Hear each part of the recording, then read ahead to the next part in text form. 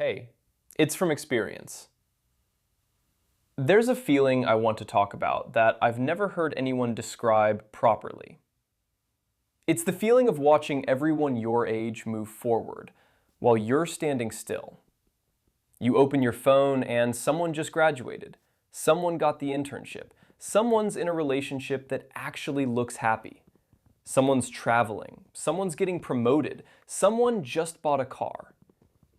And you're just there. Same place you were last year, watching it all happen to everyone except you. Nobody warns you about this one. They warn you about heartbreak. They warn you about failure. But nobody warns you about the quiet panic of feeling behind. Because that's what it is, a quiet panic.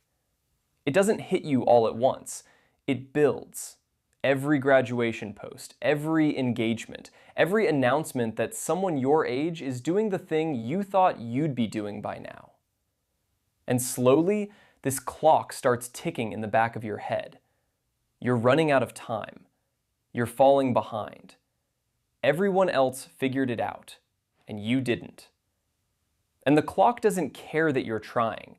It doesn't care about your circumstances or your reasons or what you've been dealing with. It just keeps ticking, and every post you scroll past makes it louder. I know this feeling personally. When I put my degree on pause and moved abroad, my friends back home were graduating, on schedule, on the timeline. They were finishing while I was starting over. And there were nights I sat with that, really sat with it. Everyone's going to walk across that stage, and I'm over here doing what exactly? Starting from zero in a country where I knew nobody, no degree yet, no career finish line, just a decision I made that suddenly felt a lot heavier than it did when I made it.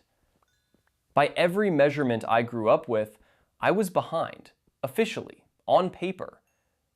And the worst part is, you can't explain it to anyone, because from the outside, it just sounds like insecurity. But from the inside, it feels like fact, like something you could prove with a calendar. Here's what I eventually understood though. Behind. According to what? Seriously, ask yourself that question. Behind according to what? There's no schedule. There's no timeline. There's no age where the doors close and the results get locked in.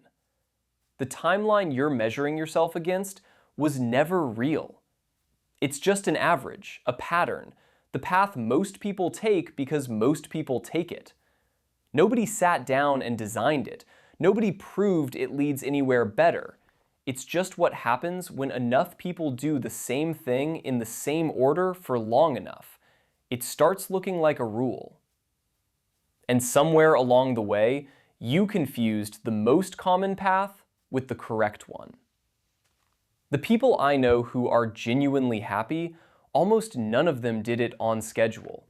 They took detours, they started over, they spent years on things that didn't work out. They looked behind at 25 and somehow ahead at 30. Because life isn't a race where everyone runs the same track. It's more like everyone is building something different, and you keep looking over at someone else's construction site wondering why your building doesn't look like theirs. It's not supposed to. You're not building the same thing. That year abroad, the one that put me behind on paper, changed my entire life. The confidence I have now, the person I became, the way I carry myself in every room I walk into, the friends I made, the proof I gave myself that I could build something from nothing with nobody helping me. None of that was on the timeline. There was no version of the schedule that included it. Every hour of it happened in time I was supposedly wasting. If I had stayed on schedule, I'd have graduated on time as someone I didn't want to be. Instead, I fell behind and became someone I'm proud of. I'd make that trade every single time. So if you're sitting there right now feeling like everyone is passing you, I want you to actually hear this. You are not behind. You are not late. You're just measuring your life with someone else's ruler. The person who graduates at 25 instead of 22 still graduated. The person who finds their thing at 30 still found it. The only way you actually lose is if you spend so much time watching everyone else's progress that you never make any of your own. Stop checking their timeline. Start building yours, however long it takes. That is all for this one.